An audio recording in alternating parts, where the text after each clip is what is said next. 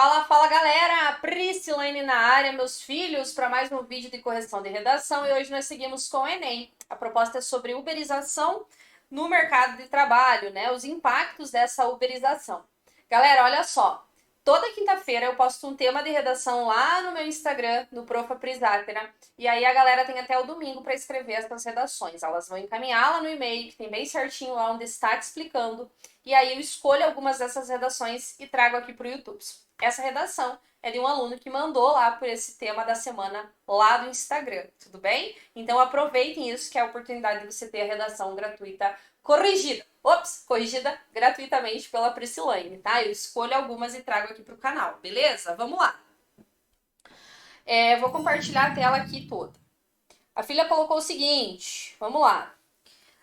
Fez aqui, né, a introdução, primeiro parágrafo de desenvolvimento, segundo parágrafo de desenvolvimento e conclusão. Eu quero que vocês prestem atenção, gente, tá?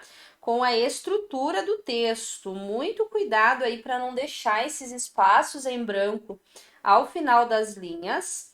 E muito cuidado para não deixar tanto espaço aqui, ó, entre as palavras, tá vendo? Percebe como essa filha ela escreve bem espaçadinho? Então, o ideal é que você não deixe tanto espaço aí entre as palavras, justamente para que você consiga aprofundar um pouquinho mais, tá? Então, dá uma esgoelada aí no seu texto, tá? Vamos lá.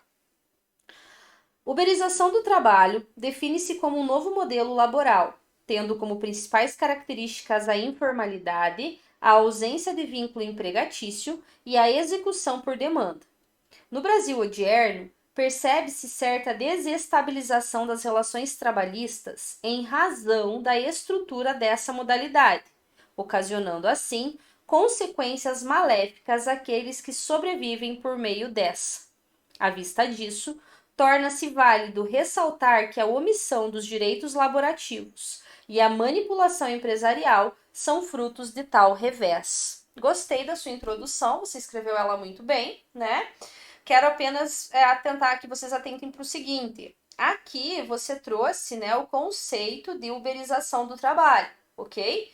Eu oriento que para o Enem você sempre traga logo na introdução a contextualização do tema,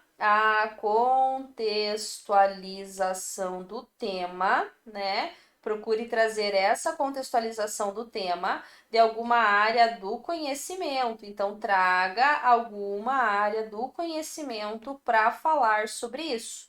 Você trouxe o conceito, mas então atribua aí nome à pessoa que criou esse conceito, né? A quem cunhou esse conceito, para que você tenha aí uma boa nota no seu repertório, né? Uma boa nota aí na competência 2, tudo bem?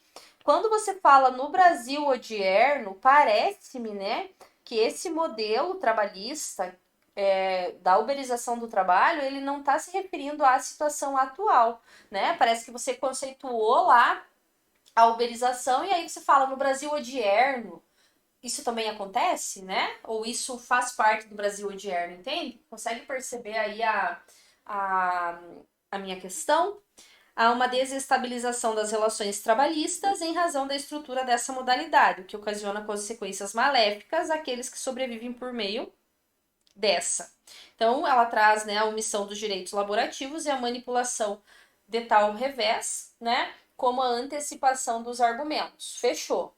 Eu quero chamar a atenção, gente, muito para essa questão aqui, ó.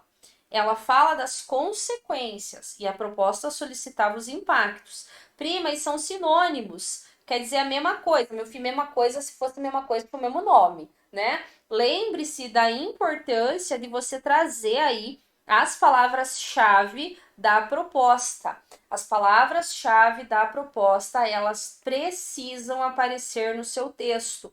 Então, a primeira vez que elas forem aplicadas na sua redação, a primeira vez que elas aparecerem no seu texto, não use sinônimos. Não use sinônimos. Já traga exatamente aquilo que a proposta solicitou. Tudo bem? Depois você usa sinônimos aí para retomar, beleza?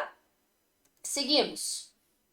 Primeiramente, é primordial apontar que o teor informal da uberização não assegura minimamente as garantias previstas em leis aos seus adeptos. Cuidado, né, com os adeptos, porque na realidade essa questão de adeptos dá uma questão assim, eu faço parte porque eu acho legal, porque eu quero.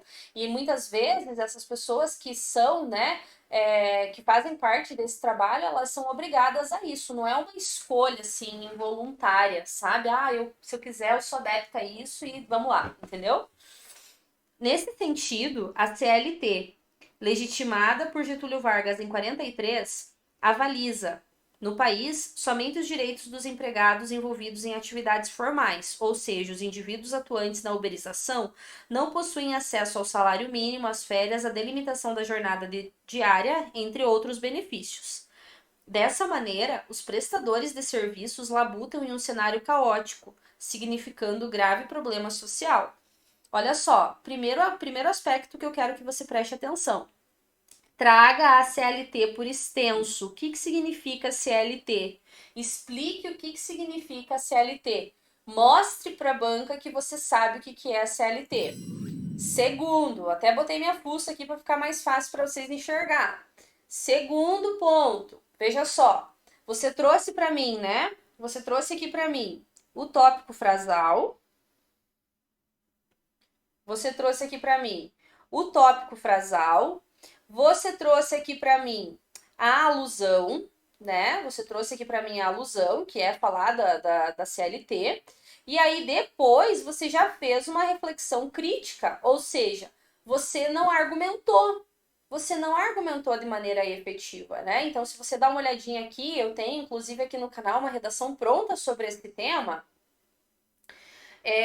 Se você analisar a redação, você vai perceber que tem que ter o tópico frasal, que tem que ter o repertório, que tem que ter a argumentação e aí a reflexão crítica.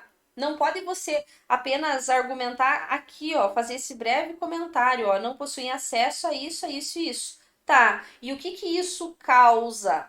Quais são os problemas disso? Em que medida isso se configura como uma situação caótica? Você precisa me provar por A mais B mais C o quão grave é isso. Porque isso é um problema. Em que medida isso é um problema?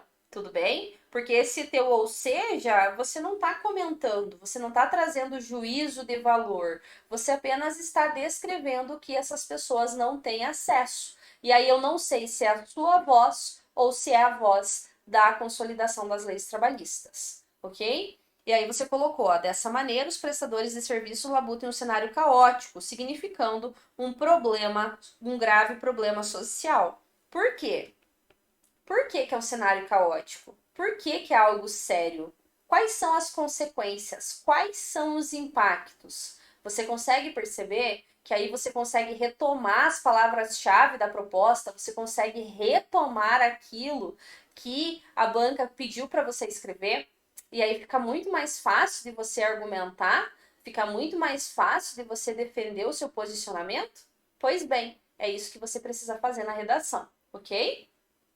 Seguimos. Ademais, a manipulação empresarial mascarada de autonomia e espírito empreendedor fundamenta também os impactos da uberização. Em consonância disso, né, em consonância a isso, Zygmunt Bauman, sociólogo, quando você quiser reiterar, eu oriento a usar os travessões, né? Por quê? Porque a C1, a competência 1, ela avalia não apenas a ausência de erros, né? Não é apenas avaliar a ausência de erros de língua portuguesa, mas sim avaliar o uso efetivo da língua, o uso efetivo da língua portuguesa. E esse uso efetivo se dá por meio dos travessões, por meio do uso de verbos irregulares, por meio do uso de orações intercaladas, tudo bem? Reiterou que a modernidade líquida é baseada pela incerteza e pelo constante tema da mudança do contexto coletivo. De fato, neste modelo, as empresas estão exigindo cada vez mais dos seus funcionários, seja resultados ou qualificação, no pretexto de que quem não suprir as necessidades perde o exercício do cargo. Logo, enquanto a uberização valorizar números, os colaboradores continuarão na invisibilidade. Então, olha só, aqui você colocou como a manipulação de tal revés.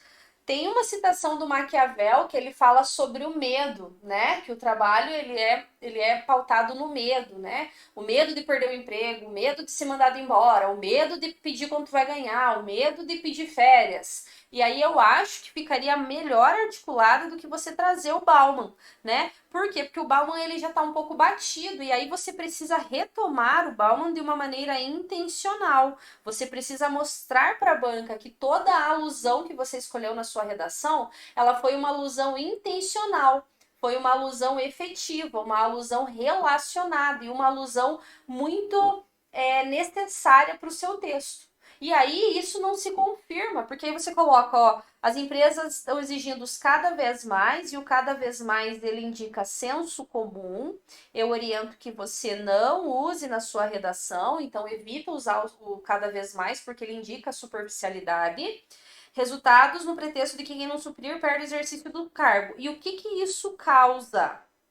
E o que isso causa, né? Você poderia ter, junto com isso, ter trazido o conceito de just in time, tá? E se você não lembra, não sabe o que é isso, dá um Google aí para que você consiga entender esse conceito. Você precisa ser mais enfática na sua argumentação. Lembre-se de que o repertório ele só é produtivo, pertinente e legitimado se você conseguir manejar esse repertório. Então, olha, eu usei uma alusão lá na introdução e aí agora, no meu segundo parágrafo de desenvolvimento, eu consigo fazer um link com essa introdução lá, com essa alusão que eu usei lá na introdução.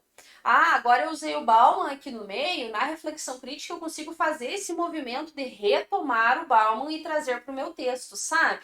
Então é importante que você tenha esse hábito, é importante que você procure trazer essa retomada aí para manter essa articulação e para manter essa progressão no seu texto, tá? Precisa dar uma atenção um pouquinho mais especial também à reflexão crítica, porque parece que ela foi colocada ali só para tipo, preciso colocar, sabe? Fica claro, portanto, que ações são urgentes para minorar os terríveis e danosos impactos da uberização do trabalho na sociedade brasileira. Desse modo, o Ministério do Trabalho, agente, órgão regulamentador das questões ocupacionais, detalhamento, deve operar em legislações que endossem a normatização das ocupações informais, por meio das leis já contidas na CLT, a fim de promover estabilidade e condições dignas aos empregados e sobreviventes da uberização em nosso país. Lembre-se, você não deve se colocar no texto. Você deve escrever de maneira impessoal. Não se coloque na redação. Quando você fala por meio das leis já contidas na CLT, como que isso vai acontecer? Como? Precisa dar ênfase no como. Como que isso vai acontecer? Por meio das leis, quais leis? Fiscalização sobre o quê?